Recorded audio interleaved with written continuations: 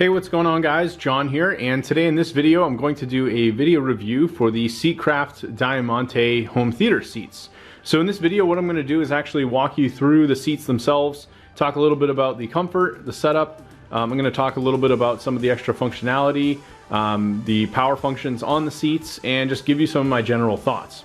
So I actually got these from someone on a local marketplace. They were selling them used, but they pretty much came in new condition, so I've now had several weeks to really test them out and get a good feel for them. Seatcraft makes several different models of these, but honestly this is probably one of the higher end ones. Some of them you'll find range in various prices depending on what you're getting, and you can usually get them in either combinations of like 2 seats, maybe 3, 4, 5 or more.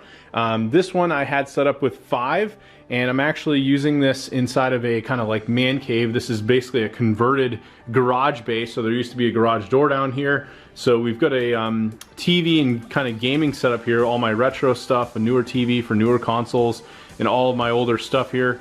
So anyway, this is something I wanted to get for in here because we like to have like gaming parties and things like that. People come over, play games. So this provides plenty of nice seating, and it gives us the ability, if I want to watch some awesome movies, things like that, I can use these. So let's kind of go through some of the features. On the control panel here, you have several different buttons. So the first 2 here, this actually just is a power seat. So this will actually raise the seat. It goes at a fairly standard motion in terms of what you'd expect. So you can just push that up or down, and this will honestly raise and lower pretty quickly. You also have a button underneath this USB port here. This will actually reset everything back to its default settings. So that includes the headrest and the actual seat itself. Now you also have adjustments for this headrest up here. So this can actually move forward if you wanted to push your head forward, and then you can actually lower it down if you want to do it that way. So it's fully powered. Of course you have a USB port here, so if you want to charge a phone or other devices, you have that. And then you have this button here which actually will light up an LED in the cup holder here, and this actually looks really cool when everything's dark. So we'll do a little demo here, but this is actually another example of the LED strip that will come through on the base of the chair. I'll actually turn on all of them and you can kind of see what this looks like at night. And we'll turn off the lights in here, just do a little demo of this. And I think it looks really awesome. So this is kind of a demo here. I do have some lights on over here that are creating some extra light, and there's sunlight over here, but this gives you a pretty good idea. One thing I still need to figure out with these is this particular one is actually attached, so this entire chair is one big piece.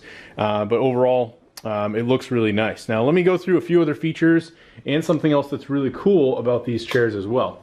So with this, you also have this small silver piece here, and it looks really nice from a design standpoint, but this allows you to get various add-ons that you could put onto the seats. So this is an example of one of the add-ons. It's basically a little swivel table, and these simply just come in and out. So all you have to do is pull it up and it will release right out of it, and it's basically just inserted into this. Now you can get other add-ons as well. This is an add-on that allows you to mount a phone or maybe a small tablet. Then there's another one I believe I have for doing like a larger tablet as well. So these are all separate add-ons. You also have these really deep storage compartments. So if you open these up, I actually have a small pillow in here, and then I've even got another one of the table arms. So these are very, very deep, really good for remote controls, game controllers, anything that you could be storing away. They go all the way down, so that's something I really like about these. And overall, you get storage for just about anyone that's going to be sitting here. Now, another thing that I want to cover, and unfortunately I won't be able to demo yet, but these actually come with something called the Sound Shaker. So what that does is it basically allows you to connect the seats utilizing a add-on amplifier to your receiver. So here's an example. I'm actually doing some work on this right now, but this is a Sony receiver. So utilizing the existing receiver I have here, I can actually wirelessly transmit audio from an amplifier that will control up to 4 seats. The amplifier works with up to 4 seats at a time, so I'll have one that won't work in this case, but 4 of these seats will all have connection to what's called a transducer. Now I'll actually pull this back, and it might be a little bit tough to see, but essentially what this is a piece that allows the entire seat to vibrate and have bass based on movie action, right? So the transducer is actually right under here.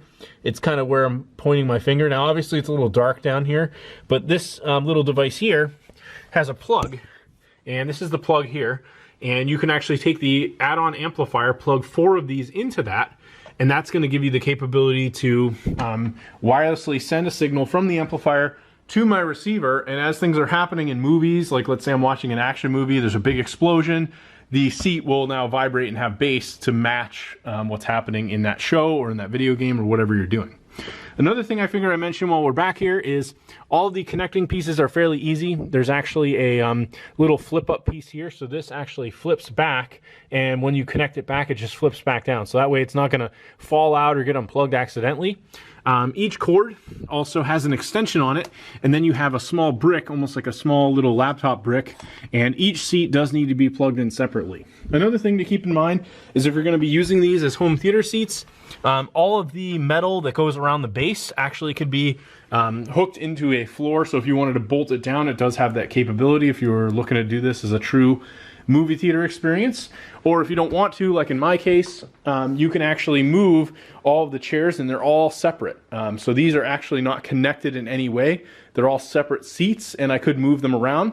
The only thing to keep in mind is that this seat is actually the only one in this case with 2 arms on it, whereas the rest of them just have the single arm on each side going all the way down to kind of finish the look.